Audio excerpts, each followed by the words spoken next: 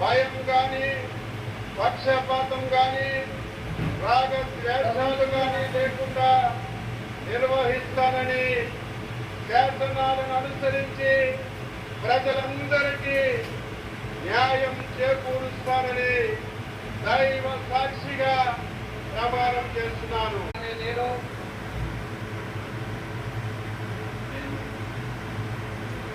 పొల్లు రవీంద్ర అనే నేను దైవ సాక్షిగా ప్రమాణం చేస్తున్నాను.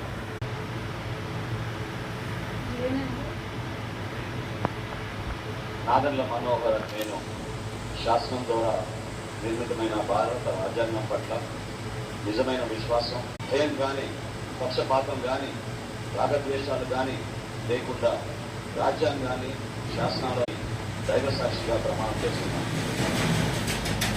నాదెండ్ల మనోహర్ నేను